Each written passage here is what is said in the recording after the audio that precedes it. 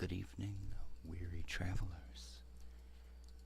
On this fine Sunday evening, we are going to be narrating some spooky stories. So sit back, relax, and enjoy. The Wailing Widow of Willow Creek. The sun had barely set when the town of Willow Creek fell into its usual eerie silence. But tonight was different. A chilling fog rolled in, blanketing the streets in the ethereal mist. I was alone in my cottage, the old wooden walls creaking with every gust of wind, when I first heard it, a distant, mournful wail that seemed to echo from beyond the grave. Curiosity, or perhaps folly, drove me to investigate. Wrapping my coat tightly around me, I ventured out into the fog, the lantern in my hand casting a long, distorted shadows on the cobblestone path. The wail grew louder, more desperate, as I approached the edge of town where the old cemetery lay. There, amidst the gnarled trees and crumbling tombstones, stood a figure draped in a tattered, flowing gown, her hair as dark as the night, covering her face. She was the source of the wail, a sound so full of sorrow it seemed to pull at my very soul. "Who are you?" I called out, my voice trembling more than I could admit. The figure turned, the moonlight catching her eyes, voids of darkness. "I am the widow of Willow Creek," she replied, her voice a whisper that carried like the wind. "I search for my lost love, taken by this cursed land." Her story unfolded, as if compelled by her need to share it. She spoke of her husband, a miner who never returned from the depths of the earth, and how she waited night after night until her heart turned cold with grief.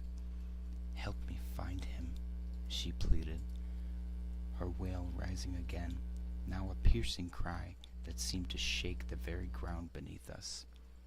Driven by a mix of pity and fear, I agreed. She led me through the cemetery, her ghostly hand ice cold in mine. We approached a tomb, ancient and forgotten, covered in moss. "Here," she said, her voice now a mere breath. "He lies here, but his soul never rests." As she knelt by the tomb, her form began to flicker like a flame in the wind. "Join me," she whispered, reaching out, her touch now freezing my very blood. Realization dawned. She wasn't seeking her love, she was seeking company in her eternal sorrow. I stumbled back, my heart pounding. "No," I stammered. I won't be trapped here with you." Her wail turned into a scream of rage, but I turned and ran, the fog parting like a curtain before me. I didn't look back, not until I was safe within my cottage, the door bolted shut. But even now, as I write this, the wail of the widow of Willow Creek echoes faintly, a reminder of the night I escaped the grasp of eternal mourning. The town remains silent, but her cry, I fear, will haunt me forever.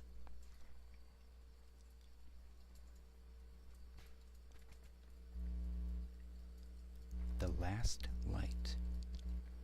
The power flickered, then died, plunging my small apartment into darkness. I fumbled for my phone, its dim light barely piercing the thick shadows. That's when I heard it, a soft, persistent tapping at my window. I approached, the light revealing nothing outside but my own reflection. Then behind me, another tap, this time from the kitchen. The sound moved, tapping from room to room, always just out of sight. Heart racing, I turned, but the light from my phone died, leaving me in utter blackness. The tapping stopped. A cold whisper filled the void. "I found you."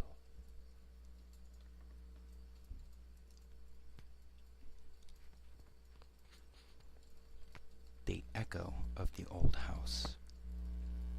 They said the old house on Elm Street was haunted, but curiosity got the better of me. I needed a place to stay, and the rent was too good to pass up. The first few nights were uneventful, just the usual creaks and groans of an ancient building. But then, on the fourth night, I heard it, a soft, rhythmic tapping like a finger against wood. It started downstairs in the living room. It went down. I went down, armed with a flashlight. Nothing. But as I turned to leave, the tapping began again. This time from the kitchen. It was playing with me, this sound, moving from room to room, always one step ahead. Finally, it led me to the basement door, a place I had avoided. The tapping was loud now, insistent. With a shaking hand, I opened the door, and the stairs descending into darkness. The tapping stopped. In the silence, I heard another sound, a faint whisper, repeating my name. "Who's there?" I called out, my voice echoing back mockingly. I stepped down, the cold air enveloping me. At the bottom, the tapping resumed, right behind me. I spun around, shining my light wildly, catching a glimpse of something, a shadow, a figure that was not my own. Then silence. The light flickered and died. In the pitch black, the whisper came again, clearer now, cold against my ear. "I've been waiting for you."